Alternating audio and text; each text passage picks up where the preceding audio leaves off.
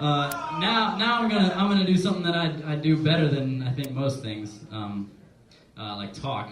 I'm gonna do some freestyling, and that's so the rules of the game here is that the audience supplies the topic, and the rules to you guys is that I don't want to have anything that has anything to do with hip hop. If you come to me and you say MCs, I'll say get out of here. If you come to me and say bitches and hoes and blunts and guns and stunts and cars with nice wheels and all that shit, get out of here. That's all hip hop. So don't do that. That's all hip hop is. We're not going to do what hip hop is tonight. We're going to do what hip hop isn't. So I would love to have a topic from one of the beautiful people in the audience. All right, man, step right up, brought it forward. Topic is the World Trade Center.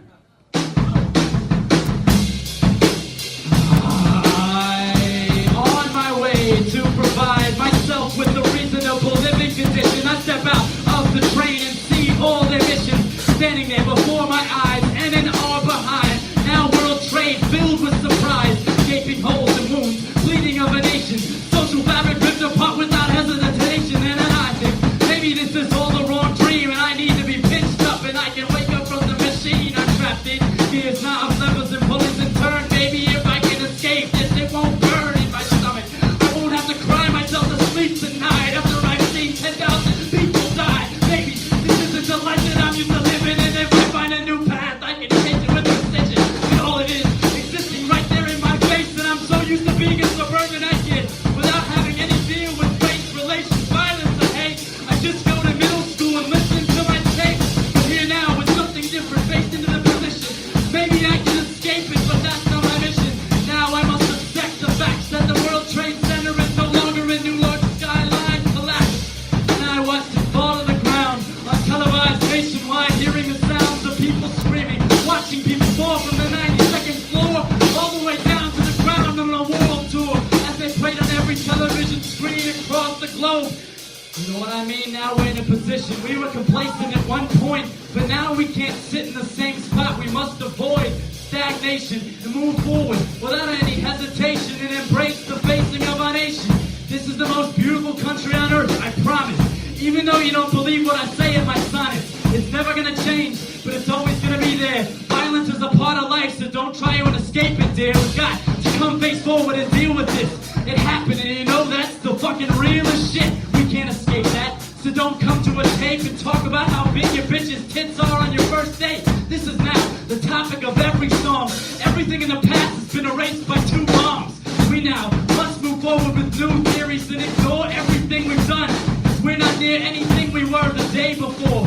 September 10th, we were just new kids on the block, that's all. And now we're old men, withered and aged. I may be 19, but I'm writing on a different page. I'm going to gain to a different state, and it's amazing how I can feel myself move at a different pace. And if I move at a faster speed, I might escape all this pain I bleed. But I need to come to grips with America and the fact that it's not just an embarrassment to the rest of the world. It's something to be proud of, I suppose.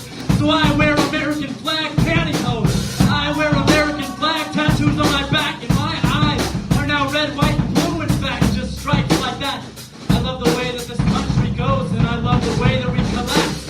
But the best thing about the way that we collapse is the way that we build ourselves up and pull it up by bootstraps. We can find ourselves in new positions if we only embrace the possibilities we're missing. We now must see that we were naive by letting everybody come over from a different seas and cross our borders with all of the ease. Find ourselves in different types of degrees. We must embrace the fact that life is hard and we can't be touchy and feely about everyone. We can't love everything, and not everyone will like us. We don't have all the solutions, and none of us are psychic. So we've got to come up with different flows, different shows, and different way to wear our clothes. Tighten up your belts, tie your shoestrings there. This is not the same America, it's different every year.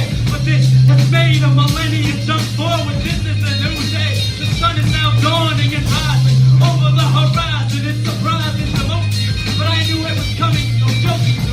Even though I didn't think it was apocalypse, I knew that it would happen. Now it makes lots of sense.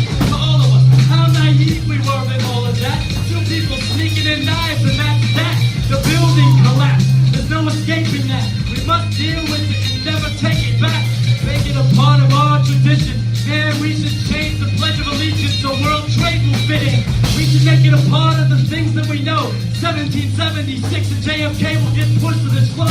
Now, this stands as the tallest monument. World Trade Center and us dealing with it honestly. We can't escape the fact that it's tattooed on all of our arms, and now we wear it as a charm. We wear it to protect us from harm. A talisman, it's the World Trade Center, and once it was towering, astounding, but now it's rounded, and there's thousands of people buried underneath all the rubble, sounding for screams and alarms.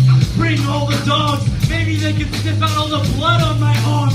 Maybe they can sniff out the American dream, American spirit, being just one of the team, being one part of 300 million different people.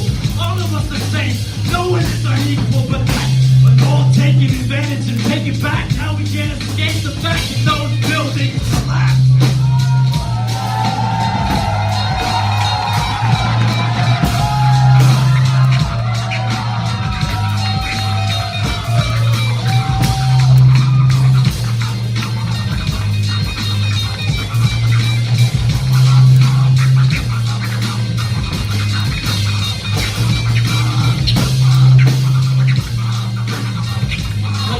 To the United States, I reside in a place that was once safe, but now that's all changed and I got a different taste. Does that mean that I wear bulletproof vests out of my banana republic to get on some survival and some stunt shit?